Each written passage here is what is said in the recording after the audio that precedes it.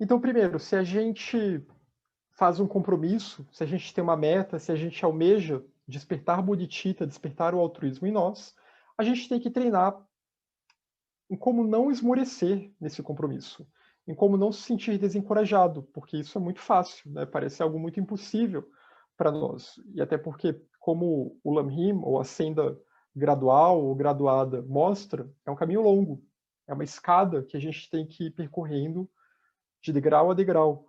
Então, pode ser um pouco desmotivador às vezes. Então, como não esmorecer no compromisso com bodhicitta? Deve-se treinar nos preceitos que não permitam que se esqueça de bodhicitta. A questão aqui é a gente ter vigilância e ter a contínua lembrança e tentar não esquecer desses ensinamentos na nossa mente. Primeiro, lembrar dos benefícios de bodhicitta. A gente vai ver cada um desses pontos, né? Esse capítulo, ele vai desenvolver cada um desses 4 pontos. O segundo é gerar bodhicitta na mente 6 vezes por dia. A gente vai ver isso também 3 vezes durante o dia, 3 vezes durante a noite. É só uma sugestão para a gente fazer uma pausa no nosso dia, fazer uma breve meditação, tomar um refúgio breve e direcionar a nossa mente para a bodhicitta, direcionar a nossa mente para o Dharma. Não abandonar mentalmente a meta de promover o bem-estar de todos os seres, né? Porque senão aí já não tem nem mais a aspiração, o compromisso de gerar bodhicitta. E acumular mérito e sabedoria. Então, o primeiro ponto aqui, lembrar dos benefícios de bodhicitta. Pense nos benefícios de bodhicitta após ler sobre ela nos sutras ou ouvir, ler ensinamentos do seu guru. Como aqui a gente está lendo, né? A gente não está ouvindo o Tsongkhapa falando para a gente, mas a gente está lendo passagens do Lamrim Chenmo. Então, quando a gente lê um livro, isso também conta como ouvir. Ou ler sobre o que os Sutras Mahayana vão falar sobre bodhicitta. Lembrando, né, que é a partir dos Sutras Mahayana que esse tema começa a ser enfatizado. O budismo Theravada, o Hinayana, aqueles sutras que vieram ao público antes dos Sutras Mahayana, eles não falam em bodhicitta, eles não falam nessa meta altruísta. O Avatamsaka Sutra, né, que é um sutra bem grande, bem extenso, ele diz que bodhicitta é como a semente de todas as qualidades de um Buda.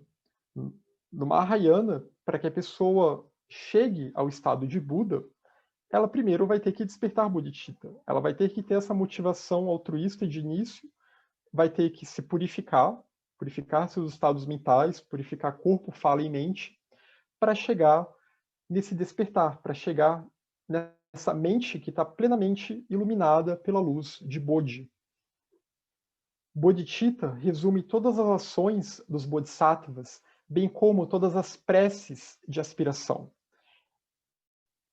Então, bodhicitta é como um resumo, porque a meta, a grande meta aqui é despertar bodhicitta. As pessoas não buscam o Dharma em busca de poderes, as pessoas não buscam o Dharma Mahayana em busca só de simplesmente se libertar do samsara. O objetivo no Mahayana não é que as pessoas só se libertem do samsara, é que elas se tornem Budas. E para que elas se tornem Budas, elas têm que ter bodhicitta. E todo o caminho, tudo que a gente vê no Lamrim Chenmo, nos Sutras Mahayana, tudo isso é para nos levar nesse ponto que é o despertar do altruísmo. É como uma sinopse dos principais aspectos da senda do Bodhisattva. Porque aqui a gente está tentando tirar o nosso eu do foco, né? Ou melhor, essa noção de um eu separado, essa ilusão que nós temos de que nosso eu ele existe inerentemente, de que ele existe de forma separada. Bodhicitta e o vazio, o Shunya, na verdade são pares que andam juntos, são duas faces da mesma moeda. Se a pessoa alcança a sabedoria que compreende o vazio, bodhicitta desperta, porque ela alcança a compreensão da interdependência. É sempre bom lembrar que no budismo Mahayana, quando a gente fala em vazio, a gente não está falando de um vácuo nihilista, não está falando de um nada.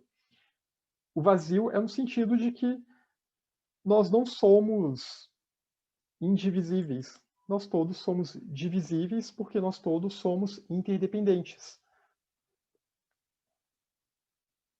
O Bodhisattva Bhumi de Asanga, da escola Yogacara, né, que eu venho citando bastante o Asanga, a gente vê o Asanga sendo mencionado na Voz do Silêncio, na Doutrina Secreta, então é um personagem que qualquer teosofista que se interesse por budismo, é um personagem que a gente tem que sempre que prestar atenção.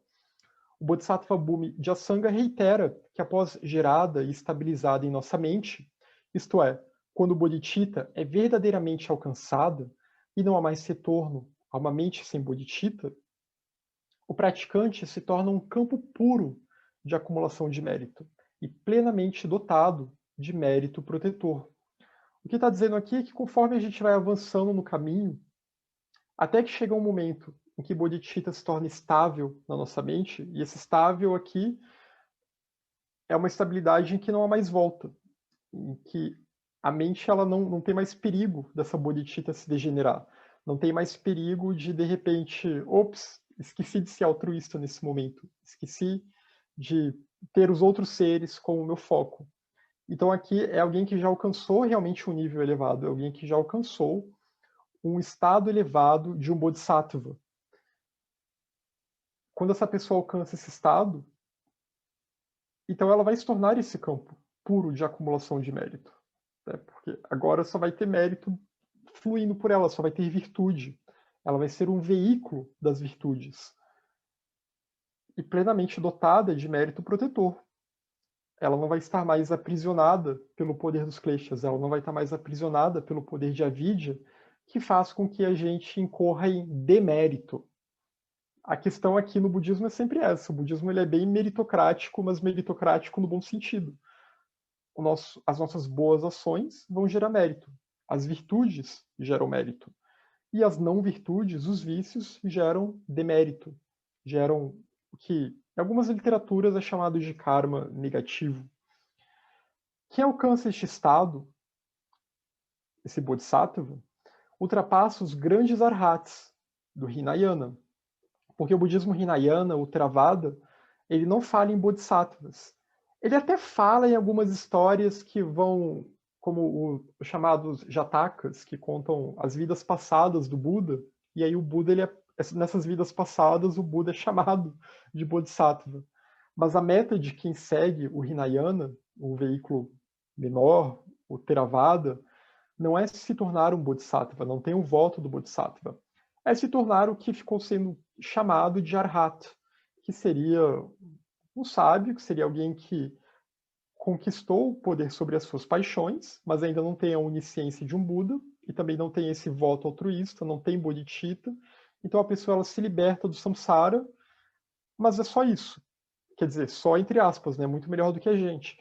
Mas ela se liberta e depois ela só vai ter que renascer num próximo Kalpa, num próximo Manvantara, numa próxima era cósmica, o que demora bastante.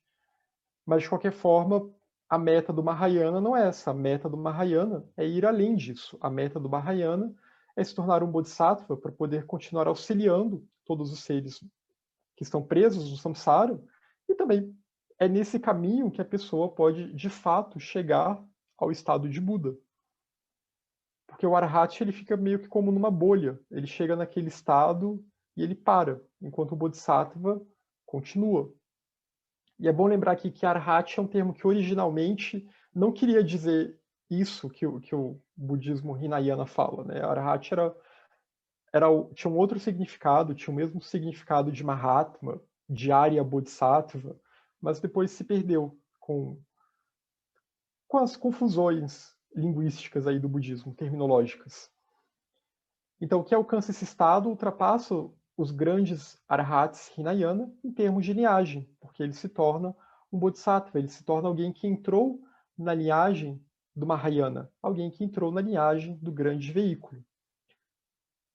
Torna-se um solo firme em quem o mundo pode contar. Então, esse bodhisattva ele nunca vai abandonar os seres sencientes. Como ele alcançou a bodhicitta real, às vezes também chamada de bodhicitta última, ou às vezes é chamado também de a bodhicitta de fato, tem muitas traduções possíveis, mas que alcança essa mente altruísta real, esse altruísmo real, vai ser esse solo em que os seres vão poder sempre se apoiar, né? Vão poder sempre se voltar para os ensinamentos desses seres, para que eles possam também seguir por esse mesmo caminho. O segundo benefício é que o praticante ele estará sempre protegido de ataques de elementais ou outros seres. Às vezes a gente se preocupa muito com essas questões, né? Principalmente na literatura teosófica, ocultista, porque esses ataques eles acontecem. Se a nossa mente estiver suscetível, e até faz parte dos testes, né? A gente vê nas cartas dos Mahatmas. Esses seres eles vão nos provocar, eles vão nos atacar, porque até é uma questão magnética, uma questão vibracional. Se tem um defeitinho lá nosso que está pulsando, isso vai atrair uma forma de pensamento, vai atrair um elemental que vai tentar se aproveitar disso. Alguma emoção negativa, pode ser até uma coisa bem sutil que a gente nem percebe direito. Mas se a pessoa realmente se dedica à compaixão, se dedica à bodhicitta, e se ela desperta a bodhicitta de fato, ela vai estar sempre protegida desses ataques. Por isso que esses bodhisattvas, eles são imunes a esses ataques. Os Mahatmas, eles não sofrem esses tipos de ataques que a gente sofre e que reforçam as nossas perturbações mentais. Porque por eles terem a bodhicitta real, eles não têm mais perturbações mentais. E alguns mantras secretos, que podem não ter muita eficácia para seres normais, tornam-se poderosos quando recitados por aqueles que alcançaram o bodhicitta. Porque eles vão ter muito mais energia.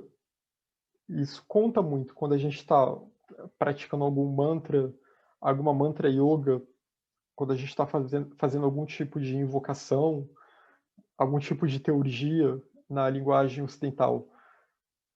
Se os nossos veículos não estão muito bem alinhados, essas práticas elas podem não dar muito resultado, ou podem até se voltar contra nós. Mas se a gente estiver no estado em que esses seres estão, né, se a gente um dia alcançar esse estado em que esses seres estão, então há um poder aqui que também é alcançado. Haverá proteção contra ataques de seres não humanos. Aqui era mais se referindo não tanto a elementais e coisas do tipo, mas mais a animais, né? Animais, feras. E será capaz de pacificar as agressões. Esses bodhisattvas serão capazes de impedir, de conversar, digamos assim, com esses animais. E a gente vê em algumas literaturas, realmente, histórias, né, de personagens que eles têm não é exatamente uma conversa, né, no nosso sentido verbal, mas eles conseguem se comunicar com os animais e eles conseguem pacificar os animais. Após a morte, não haverá grandes problemas e será naturalmente saudável na sua próxima vida. Eles não passam por dificuldades que nós, pessoas normais, podemos passar após a morte. A gente vai estar deixando uma vida, vai entrar no que no budismo tibetano é chamado de bardo, ou no que na literatura teosófica, né, chamado de Kama Loka, vai entrar no Kama Loka, aí depois vai passar pelo Devachan. E todo esse processo, ele é um processo que pode ser um pouquinho traumático às vezes, dependendo das circunstâncias em que a gente morre, dependendo dos apegos que a gente tem quando a gente está perto de morrer, dependendo dos pensamentos que a gente está nutrindo na hora da morte. Então, e também tudo que a gente nutriu ao longo da nossa vida, né? Todo o nosso karma que foi gerado ao longo da nossa vida.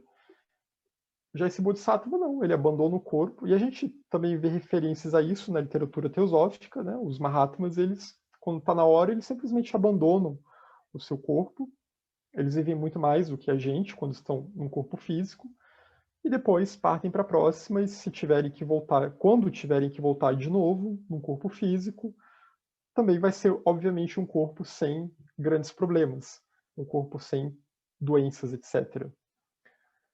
Quando se engaja com o bem-estar de todos os seres, espalhando o Dharma e daí por diante, o seu corpo não se sentirá cansado, não haverá perda de memória, nem a mente se degenerará, porque é uma mente lúcida, é uma mente clara. Quanto mais a gente se volta para esses ensinamentos, quanto mais a gente tenta meditar, e quanto mais a gente tenta viver de acordo com o estilo de vida do Bodhisattva, mais nós nos tornamos lúcidos. Mais nós temos, né, a palavra lúcido, ela vem de luz. Então, mais nós temos luz. Mais nós temos a possibilidade de nos conectarmos com essa luz dentro de nós, com a luz de Bodhi dentro de nós. Isso aqui é muito importante. A base aqui do caminho, e a base de todos esses caminhos que a gente vê que são relacionados à religião sabedoria, é que a gente fique cada vez mais lúcidos, porque nós não estamos lúcidos agora. A gente está bêbado, a gente está embriagado com o samsara, a gente está embriagado pelos kleshas, a gente está embotado, a nossa mente está embotada. E a ideia é que a gente consiga se tornar cada vez mais lúcido e cada vez mais sóbrio nesse sentido também. E assim a mente não se degenera, não há perda de memória, e daí por diante. O discernimento também vai se tornando cada vez mais forte, conforme a gente vai alimentando tudo isso. E por isso o cuidado que a gente tem que ter com a nossa higiene mental, né? Assim como a gente tem que ter cuidado com a nossa higiene física também. Não deixar a nossa mente ficar se contaminando com as perturbações do ambiente, com as perturbações da cultura, do país, etc. Quem adentra a família dos Bodhisattvas torna-se paciente, torna-se gentil, e mesmo que sofra retaliações, elas são suportadas e não há desejo de retribuições. Um Bodhisattva avançado, esses que já alcançaram um estado elevado, que já se libertaram do samsara e agora retornam só para continuar auxiliando os outros seres, não importa se as pessoas vão maldizê-los, se as pessoas vão falar mal dos seus ensinamentos, etc. Isso vai ser ruim para o karma da pessoa, né? Que vai estar bloqueando talvez a possibilidade de outras pessoas acessarem esses ensinamentos, porque aí um bando de gente vai na onda, se alguém começar a falar mal do Tsongkhapa, dizer que ele é um charlatão, etc., e aí muita gente pode ir na onda, e essa pessoa que começou esse falatório gerou um karma negativo para ela. Mas o Bodhisattva em si, ele não tem por que se preocupar em retaliar, não há mais um eu com medo, né? Um eu buscando elogio, crítica, com medo da fama, com medo da infâmia e buscando fama e etc. Então, por isso, eles são pacientes e gentis, e é claro que a gentileza, como a gente vê nas cartas dos Mahatmas, e até que também como a gente vê no contexto budista, não necessariamente é a gentileza que o que a gente considera gentileza no nosso dia a dia, assim como compaixão também. Né? Não é uma questão de ficar sempre sorridente, ser bonzinho toda hora, falar manso, ficar falando gratidão, gratidão para o sol, essas coisas. Não é isso. Mas a questão aqui é uma gentileza no sentido de que está sempre pronto para ajudar aqueles que estão abertos para essa ajuda, aqueles que estão abertos para esse ensinamento, aqueles que estão abertos para o Dharma. Mas tanto na literatura budista a gente vê isso, e na literatura teosófica também, em outras literaturas também, muitas vezes esses instrutores, eles têm uma sinceridade brutal. Né? Que se a pessoa estiver lá com o ego dela muito frágil, ela se ofende fácil. A gente até vê numa das cartas dos Mahatmas também, o Mahatma dando bronca lá num dos ingleses que estava recebendo a carta, eu acho que era no Rio, e o Mahatma M fala: o que vocês consideram amizade não é o que nós consideramos amizade. Amizade para nós é falar a verdade e não falar coisas que vão te agradar. Então é muito nesse sentido aqui. Né? A gente tem que tomar cuidado com essa palavra de gentileza. E se aparecer um dia, se um dia vocês estiverem no quarto à noite e aparecer de repente um ser adulando o ego de vocês, dizendo que vocês são importantes, que vocês são essenciais, que a humanidade precisa de vocês, provavelmente é uma ilusão do astral, provavelmente é um elemental que está disfarçado, provavelmente é uma casca astral que tá querendo se passar por um mestre, porque Bodhisattvas, Mahatmas autênticos, eles não fazem esse tipo de adulação. Até porque ninguém é insubstituível. Então, ninguém é essencial, ninguém tem potencial de Messias. Todos os seres têm o mesmo potencial de se libertarem do samsara se se esforçarem no caminho, se realmente praticarem os ensinamentos. E é isso que importa aqui. Então, muito das coisas que no nosso senso comum a gente vai considerar como bondade, gentileza, compaixão, em termos budistas, é um pouquinho diferente.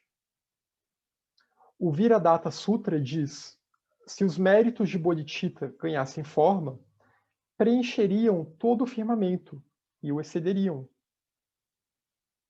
Porque os méritos são inigualáveis. O Shantideva, nesse livro aqui, né, eu sempre faço propaganda desse livro, estou até fazendo uma outra tradução, né, mas tem essa aqui também, eu não acho essa tradução ruim, não.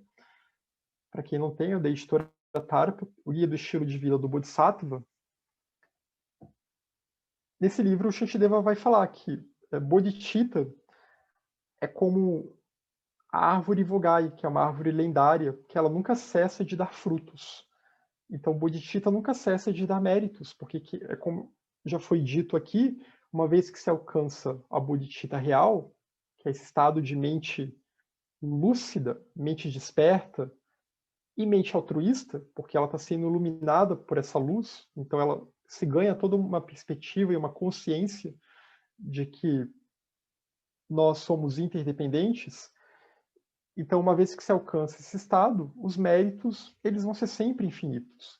Como também a gente viu num daqueles slides anteriores, que vai falar aqui, né, que o Bodhisattva, uma vez que alguém alcança esse estado, o praticante ele se torna um campo puro de acumulação de mérito e plenamente dotado de mérito protetor. Então, Bodhicitta é a nossa salvação. Bodhicitta é aquilo que pode, de fato, nos tirarmos desse semi-inferno que vivemos.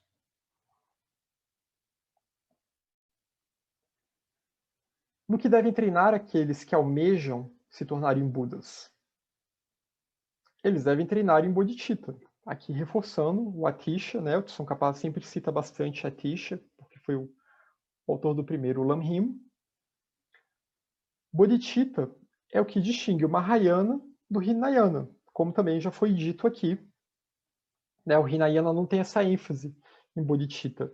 Então, o praticante do Hinayana, o Arahat do Hinayana, ele se liberta do samsara porque ele meio que entra meio que em um estado de sono, o que a gente poderia chamar, acho que não seria nem êxtase a palavra, seria estase, porque ele consegue cessar os movimentos da mente, ele consegue cessar o poder dos kleshas, e aí cessando o poder dos kleshas, e também é uma senda gradual, né, também não é súbita, porque também isso exige um baita esforço, mas cessando o poder dos kleshas, ele consegue ir para uma outra esfera da existência. E ele vai ficar naquela esfera da existência até que o Manvantara acabe. É um reino que está fora do nosso reino aqui, desse nosso reino que a gente, na literatura budista, chama de Kamadato. É o reino das formas mais sutis em que ele fica. Não é como o Nirvana do Buda, que é um Nirvana que de fato está além de todos esses reinos, que é o Dharmakaya supremo. Mas a questão aqui, então, é que esse Hinayana ele fica lá, ele fica meio que numa bolha nesse estado, né, é um estado de samadhi em que ele fica. Enquanto o Mahayana ele não fica nesse estado, ele evita ir para esse estado e continua aqui no nosso mundo para poder continuar atuando, seja no seu corpo mais sutil, no Nirmanakaya, né, na sua veste de luz, porque esse nosso reino aqui, o Kamadatta, ele tem reinos mais sutis e reinos mais elevados também, as chamadas terras da luz, terras puras, em que esses bodhisattvas se recolhem. E aí já entra em questões complexas da cosmologia budista, né? Eu ainda quero depois fazer uma apresentação sobre isso, para entrar mais em detalhe. Preciso estudar isso mais também. Mas a questão é que esse bodhisattva, por ter o voto do Bodhisattva, por ter Bodhicitta nele, ele renuncia a esse sono do Theravada e continua caminhando. E até porque ele sabe que não basta só eliminar os kleshas, não basta só eliminar apego, aversão, desejo, avidya, não basta só eliminar isso. Tem algumas outras obstruções mais sutis que ainda permanecem na mente do Bodhisattva, que a gente chama de Jnanayavarana, que são as obstruções à dhinana suprema da realidade. Então, ele percebeu a interdependência de todas as coisas, mas ele ainda não chegou à compreensão de algo que está além dessa interdependência. Ele ainda não chegou à compreensão direta, percepção direta do que, numa linguagem budista, a gente chama de Dharmadhatu, ou Dharmakaya, do elemento uno indestrutível. E numa linguagem teosófica, a gente vai chamar do Atman. Ele ainda não chegou à percepção direta desse Atman. Só um Buda chega a essa percepção direta. E tem que estar no corpo humano, tem que estar com todos os veículos, para que todos os 7 princípios se reúnam e se alinham, de modo então que seja possível que os princípios se alinham completamente com o 7º princípio que está em nós, que é o Atman. Ao pensar em Bodhicitta, haja como uma pessoa sedenta por água. Então, vamos ter sede de Bodhicitta. Vamos ter sede de altruísmo. É essa a questão aqui. A gente ter sede para nos tornarmos como esses seres, para almejarmos nos tornarmos mais altruístas. Aí, aquele segundo ponto, né? Então, esse aqui foi o primeiro ponto que a gente viu, lembrar dos benefícios de Bodhicitta, tudo que Bodhicitta pode proporcionar aos seres que se engajam nessa senda, nesse caminho. E agora o segundo ponto, que é gerar Bodhicitta na mente 6 vezes por dia. 3 vezes de dia, 3 vezes à noite.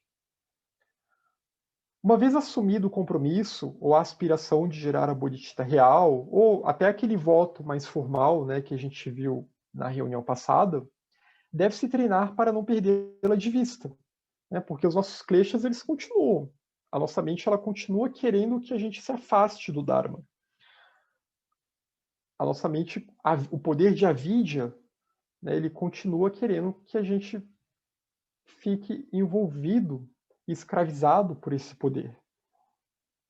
Que a gente fique submisso a tamas, ao embotamento, e aradyas, as excitações das paixões.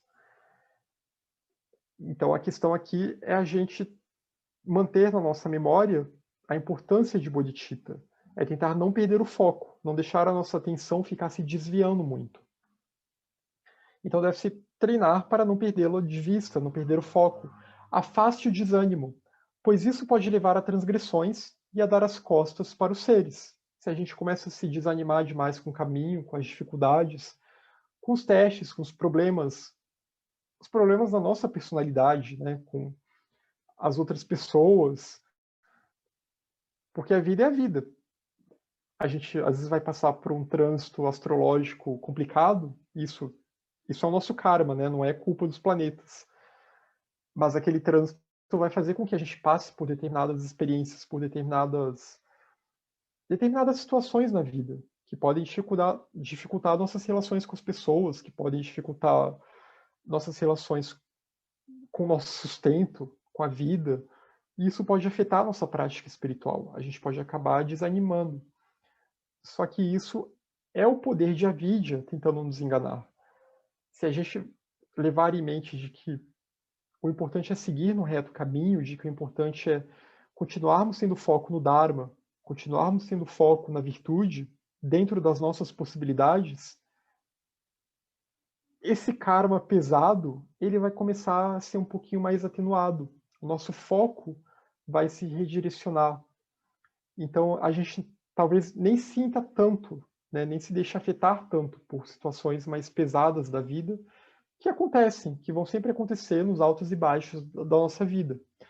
Então é muito importante que a gente não caia naquele engano, né, de pensar agora eu estou muito ocupado, agora eu não tenho tempo, agora agora eu estou num momento ruim da vida, eu não consigo me focar. Porque se a gente fica nessa, depois para retomar o ritmo do estudo, da meditação, é muito difícil. Então, se a gente estiver no momento talvez que o tempo esteja escasso, mas que a gente use pelo menos, né? Use pelo menos alguns minutos do nosso dia, meia hora que seja, todo mundo consegue, para não deixar esses ensinamentos de lado. Entenda que esses adeptos, os bodhisattvas, eles têm uma Shila perfeita. Lembrando que Shila, né, e a gente na reunião que vem vai começar a ver mais sobre as paramitas, e lembrando que Shila é harmonia. Shila é harmonia entre pensamento, palavra e ação. Às vezes é traduzido como ética, às vezes como moralidade, aí essa já não é uma tradução muito adequada, mas os bodhisattvas, os adeptos, e aqui estava a palavra adepto mesmo, né? Porque adepto é uma tradução do sânscrito siddha. Entenda que esses seres, essas pessoas, melhor dizendo, eles têm harmonia perfeita. Eles estão em total harmonia com o Dharma. A harmonia de corpo, de fala e de mente. Exatamente porque eles são plenamente virtuosos. Exatamente porque eles têm bodhicitta. Então já não tem mais um eu lá causando estrago, se apegando e tendo aversão às coisas e causando danos no meio do caminho. Então Shila aqui é essencial. E é essencial que a gente tenha Shila exatamente para não se desanimar, para a gente ter estabilidade. Quanto mais a gente tenta praticar Shila, mais estável a gente fica. Então vamos ver quais são os princípios e preceitos do Dharma.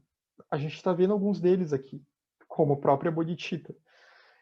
E vamos tentar viver de acordo com esses preceitos e princípios. É gradual, a gente não vai conseguir 100% toda hora, mas com o tempo a gente vai se transformando, conforme a gente vai nutrindo cada vez mais a nossa mente com essa água, mais ela vai ficando límpida e mais ela vai começar a se tornar cada vez mais colorida por isso. Quem se compromete a gerar bodhicitta e dá as costas para o ensinamento está enganando os seres. Então é um ponto aqui também, se a pessoa toma um voto, se a pessoa diz que está numa Mahayana, se a pessoa se diz um teósofo, um teosofista, mas ela não tem compromisso com o altruísmo, pouco importa se ela frequenta o centro X, Y, pouco importa se ela é membro da sociedade teosófica. Aliás, isso de ser membro de instituição ou não, isso não tem importância nenhuma, né? Como também a gente já discutiu antes, isso é o de menos. Mas a questão aqui é que se a pessoa assumiu esse compromisso e ela deu as costas, ela meio que praticou um estelionato com os seres, de certa forma. E se ela continua se dizendo Mahayana, se ela continua se dizendo um teósofo, ela continua enganando os seres, enquanto ela está por aí destilando ódio, rancor, ressentimento, aversão, etc. Desenvolva víria, a reta energia, para se manter firme no caminho do despertar. Então é importante que a gente tenha Shila para ter essa estabilidade, né, para a gente não ficar suscetível ao poder das nossas perturbações, dos nossos kleshas, e acabar não dando as costas aos seres sencientes, como o próprio Shantideva diz, no capítulo 6 aqui, do Guia do Estilo de Vida do Bodhisattva, basta um instante de raiva para colocar tudo a perder. Basta um instante de irritação, de raiva, e aí, de repente toda a nossa prática ela esmorece. A gente perde a conexão com aquela prática. E a gente vai tentar sentar para meditar, e aí vem aquela memória daquela situação que nos causou raiva, e aí vem todo um desperdício de energia, porque até a gente conseguir contornar aquela raiva, vai demorar muito tempo, vai demandar trabalho. Dependendo do caso, a pessoa vai ter que fazer terapia e daí por diante. Então, vamos tentar não sermos suscetíveis a esses estados mentais. E para isso é importante ter Shila e também é importante desenvolver Virya, a reta energia. A palavra viril, né, que vem do latim, ela tem uma relação parecida aqui. É que hoje em dia ela ganhou um outro sentido, mas Virya é isso, é energia, é vitalidade. mas é uma vitalidade virtuosa. É uma energia que se volta para a virtude, por isso que ela é reta. Então, é necessário a gente desenvolver isso, que também às vezes é traduzido como esforço, às vezes também é traduzido como entusiasmo, e que também tem uma relação com a alegria. Porque é isso de você ter diligência, é outra palavra também que às vezes é usada para traduzir víria, diligência. Então é a gente ter essa diligência de seguir em frente, de caminhar, ter esse entusiasmo, ter esse fogo mesmo, que nos faz vir adiante. 3 vezes durante o dia e 3 vezes durante a noite, tome refúgio nas 3 joias. Isso aqui é uma prática para a gente manter a nossa contínua lembrança no Dharma. Que aí tem muito a ver também com a prática da meditação, né? Como a gente viu lá no ano passado, no capítulo sobre meditação, em que o Tson Kappa sugere que se medite 4 vezes por dia, que é bem difícil se a gente tiver uma rotina atribulada, né? Mas aqui, lembrando que meditação não precisa ser algo de 4 horas, 2 horas, muito pelo contrário. Podem ser sessões de 15, 20 minutos. Mas mesmo quando a gente não está nessas sessões de meditação, que a gente também invoca o refúgio, também durante 3 vezes, em algum momento do dia, em algum momento da noite, tomar o refúgio nas 3 joias. Antes de dormir, por exemplo, né, tomar o refúgio. Eu tomo refúgio em Buda, no Dharma e na Sangha espiritual. Até para já ir direcionando aquela mente, né, para eu já dormir focado no Dharma e, quem sabe, ter sonhos auspiciosos também. Não ficar sonhando besteira, não ficar andando pelo astral e me metendo em confusão no astral. Então, tomar esse refúgio 3 vezes, durante o dia e durante a noite, com a intenção de treinar nas paramitas. E a partir do próximo capítulo, aí sim, o Lanhin Chenmo vai entrar mais aprofundado em cada uma dessas paramitas. Dana, a generosidade; Shila, a harmonia; Kshanti, a paciência, serenidade; Virya, a reta energia, o entusiasmo; Dhyana, reta atenção, plena atenção, meditação; Prajna, a sabedoria, o discernimento que compreende a interdependência, que compreende o vazio de existência inerente. Então, a gente tomar o refúgio com essa intenção mahayana de praticar essas paramitas para beneficiar todos os seres. Esse beneficiar todos os seres é a aspiração de Bodhicitta que está contida aqui.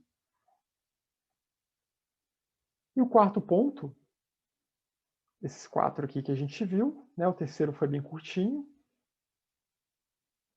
Não abandonar mentalmente a meta de promover o bem-estar de todos os seres, né? Não abandonar os seres. E o quarto, acumular mérito e sabedoria. Esforçar-se diariamente, mas diligentemente também, nas 2 acumulações. Essas 2 acumulações, que a gente vê bastante na literatura budista, de mérito e sabedoria, o mérito são essas 5 paramitas aqui. E as outras virtudes também contam, outras virtudes e práticas auspiciosas também contam como mérito. A gente está tentando gerar mérito, gerando boas sementes na nossa mente, gerando sementes que reduzem o poder dos kleshas e que aumentam a possibilidade da gente conseguir despertar Bodhicitta. Lembra que a meta aqui é essa, a meta é conseguir despertar Bodhicitta e se libertar de avidya. Então, a gente acumula esse mérito e a gente também se exercita nessa 6ª paramita, que é prajna, que é a sabedoria. Mérito e sabedoria, eles vêm sempre juntos, um do outro. E a sabedoria, ela é exercitada tanto pela geração do mérito, mas também pelo estudo e pela meditação. E aí entra a questão da meditação analítica, vipassiana, de refletir sobre um objeto auspicioso, um objeto virtuoso de meditação, né? Pega uma frase, pega um tema e reflete sobre aquele tema. E por meio dessa reflexão, com a mente tranquilizada, tentar gerar uma intuição que vai fazer com que a gente chegue a um nível de compreensão mais profundo que vai fazer com que essa compreensão ela fique introjetada em camadas mais inconscientes do nosso contínuo mental, do nosso fluxo mental. E aí isso vai nos transformando, porque a transformação ela não pode ser só consciente. Conscientemente eu estou aqui falando para vocês, conscientemente tudo isso aqui é até meio óbvio, mas a questão é a gente transformar as nossas camadas mais profundas da nossa mente. Então, acumular mérito e sabedoria, se esforçar diariamente nas duas acumulações, se esforçar no desenvolvimento das virtudes e se esforçar no desenvolvimento da sabedoria por meio do estudo e da meditação. E abandonar as 4 práticas sombrias. Enganar abades, mestres, gurus e aqueles dignos de oferendas. Aqui é digno de oferenda no sentido de prostração, né? Não fazer sacrifício nem nada. Seriam aqueles seres, né, para o qual nós nos prostramos, os bodhisattvas, mahatmas, etc. Então, quando nós reconhecemos a grandeza desses seres, que eles têm algo a nos ensinar. Então, é não enganar esses seres, né, não mentir para eles, para tentar, de alguma forma, dissimular uma virtude que a gente ainda não tem, para tentar ganhar favores, né, tentar ser o favorito. Isso a gente vê um pouco em centros budistas, né? Às vezes tem aquela pessoa que é o puxa-saco do lama, que tá lá querendo se destacar, querendo se sobressair. Então acontece que entra as competições também, né, para ver quem vai ser o favorito. Então não cair nesse jogo. E também não fingir que já superou vícios, que já está pronto para coisas que talvez ainda não esteja pronto, já está pronto talvez para práticas e transmissões que talvez ainda não esteja pronto. O segundo ponto aqui, a segunda prática sombria, fazer outros sentirem remorso por algo que não deveria causar remorso com a prática das virtudes. Aqui fala muito no contexto de alguma forma, e está relacionado com o terceiro ponto que a gente vai ver também, que está relacionado com fazer com que as pessoas se sintam culpadas ou diminuídas por estarem se dedicando ao Dharma. Né? Como, sei lá, se eu começasse a falar para as pessoas, isso não é útil para a sua vida, isso não é útil para o mundo, ou esse Dharma Mahayana, ele não tem muito a oferecer. Esse não é o budismo verdadeiro. O budismo verdadeiro é outro. É só o Hinayana. Então, tudo isso é citado no livro como exemplo de coisas que podem causar algum remorso nas pessoas. Né? As pessoas começam a pensar, mas será mesmo? E isso vai gerando dúvida. E aí a prática de virtude vai esmorecendo. Então, é basicamente não tentar atrapalhar o trabalho do coleguinha. Né? Não tentar atrapalhar o esforço que a pessoa está fazendo no seu caminhar espiritual. E, infelizmente, a gente vê isso em muitos lugares. Né? Isso tem relação também com o terceiro ponto, que é falar de forma depreciativa com aqueles que corretamente entraram na senda Mahayana. Então, depreciar a prática da pessoa, depreciar o fato dela estar se dedicando a esse caminho do altruísmo, a estar se dedicando à prática das paramitas, e daí por diante. Seja falar diretamente para a pessoa, seja falar mal da pessoa por aí. Né? E aí, nesse ponto, colocar as outras pessoas contra ela, as outras pessoas da Sangha, entra naquelas ações, 10 ações não virtuosas, né? E uma das ações mais graves que tem em relação à fala é justamente causar a discórdia. E o pior tipo de discórdia que tem nas listinhas, né, dos textos budistas é causar divisão ou discórdia numa sangha, causar divisão ou discórdia num grupo. E tem uma questão esotérica também, né? Porque conforme essa discórdia vai se fortalecendo, as formas pensamento vão se aproveitar daquilo, vão se aproveitar daquela energia, e aquela energia vai se voltar contra o grupo. Então, tem que tomar muito cuidado com isso. Né? E aquela coisa, se isso está acontecendo muito num grupo que a gente está, se está tendo muita briga por poder, aí realmente é melhor sair do grupo, até para não se infectar com essa energia, né? Não acabar sendo obsediado por ela. Mentir e deturpar informações para os outros, de modo a obter seus favores. Também um pouco parecido com o primeiro ponto que a gente viu, mas aqui não seria só em relação a mestres e gurus, mas seria em relação a todos os seres. Mentir, deturpar, apresentar os ensinamentos de formas deturpadas para conseguir favores em troca. A gente vê muitos casos de gurus malucos que tem por aí, né, que deturpam o Dharma em troca de dinheiro, em troca de sexo, de favores sexuais. Isso são problemas que a gente vê desde a chegada do budismo no Tibete e desde o Dharma lá na Índia. Então, começar a deturpar para conseguir algum tipo de poder sobre as pessoas. A gente vê como que isso acontece muito no cristianismo, né? No cristianismo ortodoxo, como que a gente tem muitas dessas igrejas neopentecostais, como eles deturpam o cristianismo justamente para conseguir favores, poder político, etc. Então isso também é chamado de uma prática sombria. E essas práticas elas são consideradas sombrias porque elas são práticas anti-dharma, elas são práticas adharma. Então, elas atrapalham o fluxo do dharma no planeta. Então a pessoa tem que abandonar essas práticas, né? É claro que há gradações, as mentirinhas que a gente conta de vez em quando, mas a gente tentar não incorrer nesse jogo e não se envolver com o jogo sujo mesmo. E adotar as 4 práticas iluminadoras. Não mentir para ninguém, o que nem sempre é fácil, né? Então, às vezes é melhor não falar nada, entre eu não mentir. Tentar sair pela tangente às vezes, porque também ficar falando sempre a verdade é complicado. Mas pelo menos tentar não mentir, né? Tentar evitar enganar as pessoas. Permanecer sincero para com todos os seres. Só reforçando o outro ponto. Mas também tem que ser uma sinceridade generosa, tem que ser uma sinceridade gentil, né? Uma sinceridade com um olhar compassivo.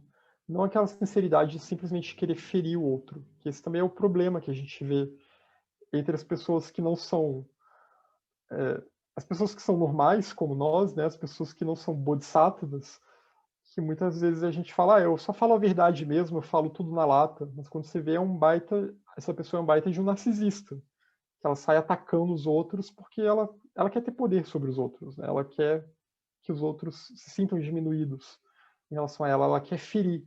Aí já entra numa outra das 10 ações não virtuosas, que é a fala agressiva, a fala abusiva.